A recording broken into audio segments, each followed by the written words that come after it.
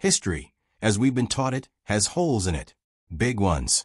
Every so often, in some corner of the world, an object turns up that simply shouldn't exist.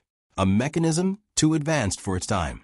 A battery built more than 1,000 years before we understood electricity. A book written in a language no cryptographer, no linguist, and no AI model has ever managed to translate. These aren't conspiracy theories pulled from the internet. These are real artifacts, sitting in real museums, cataloged by real archaeologists, and they remain, to this day, genuinely unexplained. Not mysterious in a marketing sense. Unexplained in the sense that serious researchers have published papers, built replicas, run tests, and still walked away without a full answer. Today, we're going through 7 of them. We'll go in order of how strange they get, and by the end you'll understand why some of these objects have entire academic careers built around arguing about them. Stick around, because the object in the middle of this list still splits the archaeological community almost a century after it was found. In the year 1901, a group of Greek sponge divers took shelter from a storm near the small island of Antikythera.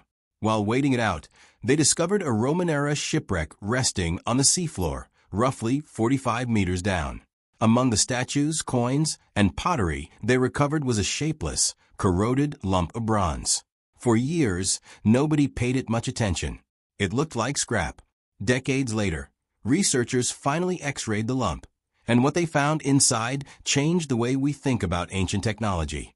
Packed into that corroded block were more than 30 precisely cut bronze gears, some smaller than a coin, interlocking with a level of mechanical sophistication that Europe would not reproduce again until the astronomical clocks of the 1400s. This device, built somewhere around 100 BCE, could track the phases of the moon, predict solar and lunar eclipses, follow the irregular orbit of the moon using a clever gear system that anticipated elliptical motion, and even mark the 4-year cycle of the ancient Olympic Games. Here's the part that actually bothers historians. Complex geared machines like this should leave a trail. There should be earlier, cruder versions. There should be later imitations. There should be workshops, apprentices, written references to the trade. Instead, we have this one object, and then almost total silence for over 1,000 years. Either the knowledge to build something like this was far more common in the ancient world than any surviving text suggests, or this specific device represents a level of genius that, for reasons we don't understand, simply wasn't passed on. Modern researchers, using 3D X-ray scanning, have reconstructed almost the entire gear train, and working replicas have been built and do function exactly as the ancient inscriptions describe. So we know what it did. We just don't fully know who was capable of building it, or why nothing else like it survived. In 1936, workers near Baghdad uncovered a small clay jar, only about 13 centimeters tall, dating to somewhere between 250 BCE and 250 CE, depending on which layer of the site it's associated with. Inside the jar was a copper cylinder, and inside that copper cylinder was an iron rod, all of it sealed at the top with asphalt so nothing could leak or fall out. The shape is, frankly, almost identical to a modern wet cell battery. When researchers built exact replicas and filled them with an acidic liquid like vinegar or grape juice, the devices generated a small but measurable electrical current, somewhere around half a volt to just over a volt. Now, the mainstream explanation is that this was probably used for electroplating, coating a cheaper metal object with a thin layer of gold or silver to make it look more valuable. A technique some metalworking cultures may have stumbled onto without a theoretical understanding of electricity itself. Other researchers argue it was simply a container for storing sacred scrolls, and the battery resemblance is coincidental. What nobody has done is find a companion object. No wires, no electroplated items conclusively traced back to this exact technique. No text describing its use. So we're left with a jar that behaves exactly like a battery, built in a place and time that had no documented concept of electricity, and no definitive account of what it was actually for. Almost 90 years after it was pulled out of the ground, the debate hasn't been settled. This is the one I promised you. Somewhere around 240 pages of vellum, written in a flowing, elegant script that matches no known language, living or dead, anywhere on Earth. Carbon dating places the manuscript's vellum firmly in the early 15th century, so it's genuinely medieval, not a modern hoax made to look old. The pages are filled with illustrations of plants that don't correspond to any known species, astronomical diagrams that don't map cleanly onto any known cosmological system, and strangest of all, dozens of small nude women bathing in green liquid inside networks of tubes and interconnected basins that almost look biological. During the Second World War, some of the best cryptographers in the world, the same people breaking military codes, tried their hand at the Voynich script and got nowhere. In the decades since, linguists, statisticians, and eventually machine learning models have all taken a run at it. Some algorithms have found statistical patterns that resemble real language, word frequency distributions that look almost like Latin or an early Romance language. Others argue the whole thing is a sophisticated, but ultimately meaningless generative hoax, produced using a simple grammatical trick to create text that looks like language without actually encoding one. Here's what makes it so stubborn. If it's a hoax, it's an extraordinarily labor-intensive one, requiring roughly 240 pages of consistent, statistically language-like invented text, at a time when vellum itself was expensive and skilled scribes did not spend months on meaningless scribbles for no reason. And if it's a real language or a real cipher, it has resisted every single decoding attempt for over a century, including attacks by people whose entire careers were built on breaking codes nobody else could touch. To this day, no translation has been accepted by the broader academic community. Not one. In 1929, while cataloging the contents of the old imperial palace in Istanbul, researchers found a fragment of a map drawn in the year 1513 by an Ottoman admiral named Piri Reis. In the margins, he explains that he compiled it using a collection of older source maps, some of which he says dated back to the time of Alexander the Great, and all of which are now lost. What makes the map remarkable is its detail along the coastlines of West Africa and South America, drawn with real accuracy decades before European explorers had fully charted those regions. That part alone is impressive but explainable, since Piri Reis had access to captured Portuguese and Spanish navigational charts that we no longer have copies of.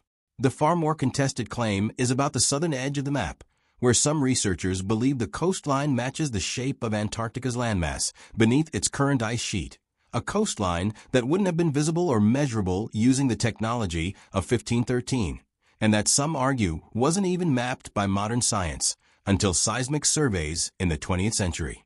Most mainstream cartographers and historians push back hard on this interpretation. They argue the southern landmass on the map is simply a stylized or speculative rendering of the South American coast curving inward, a common artistic convention in maps of that era, not Antarctica at all. That's very likely the correct explanation. But even setting the Antarctica claim completely aside, we're still left with an honest, unresolved question. What were those lost source maps that Piri Reis mentioned? Who made them? And how old were they really? He wasn't shy about naming his sources. He just didn't leave us any way to check them. In the 1930s, workers clearing jungle in Costa Rica to plant banana crops for the United Fruit Company started running into an odd obstacle. Stone spheres, dozens of them, then hundreds, some barely bigger than a fist, others over 2 meters across and weighing several tons, all of them carved to a near-perfect round shape. These were made by pre-Columbian cultures, roughly between 600 and 1500 CE, using stone tools, without any documented use of the wheel or advanced metal cutting equipment in the region. Achieving true spherical geometry on granite-like rock at that scale by hand, using pecking and grinding techniques, represents an enormous, sustained engineering effort, and researchers still debate the exact method used to check roundness with that level of precision using only Stone Age tools. We also don't know, with any real confidence, what the spheres were for. Theories range from astronomical markers to social status symbols indicating a chief's wealth, to purely decorative arrangements outside elite residences. Complicating things further, in the decades after their discovery, many of the spheres were moved from their original locations. Some were even dynamited open by treasure hunters convinced, with zero evidence, that gold was hidden inside. That destruction erased a lot of the contextual information archaeologists would need to actually answer the question of their purpose. So this entry is unexplained partly because of ancient mystery, and partly because of very modern carelessness. This next one needs a disclaimer before we even get into it, because it sits right on the edge between artifact and urban legend. According to a story that began circulating in the mid-20th century, in 1938, a Chinese archaeologist exploring caves in the Bayan Har mountain range came across hundreds of stone discs, each with a hole through the center and a spiral groove of tiny, tightly packed hieroglyph-like symbols running from the middle outward. The legend claims that decades later, a researcher partially translated the symbols, and that they described the story of a crashed spacecraft and a small group of survivors known as the Dropa, who supposedly interbred with local mountain communities. I want to be very direct about this one, because the honest version of this story matters more than the exciting version. There is no verified physical evidence. No reputable institution has ever produced one of these discs for independent examination. No peer-reviewed translation exists. Most historians who've looked into the origin of a story trace it to a mix of a 1960s science fiction magazine article and later embellishments that got picked up and repeated as fact without anyone checking the original sourcing.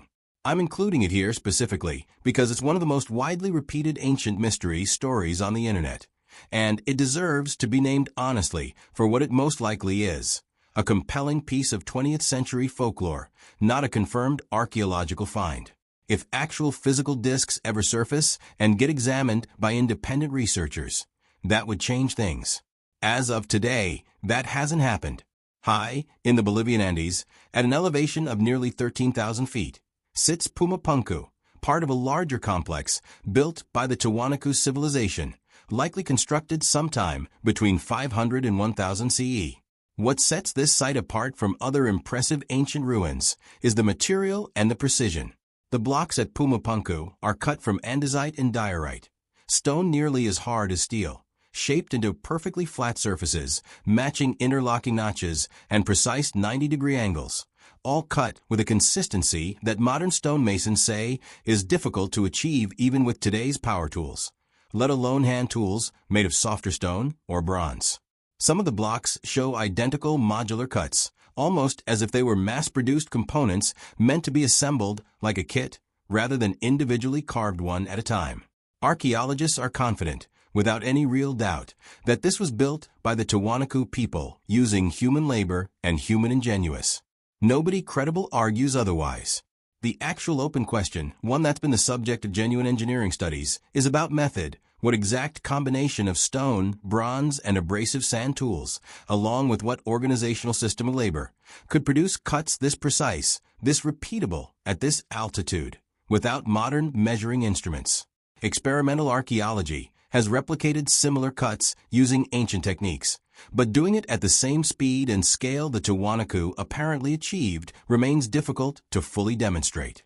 None of the 7 objects on this list require an alien explanation or a supernatural one to be extraordinary.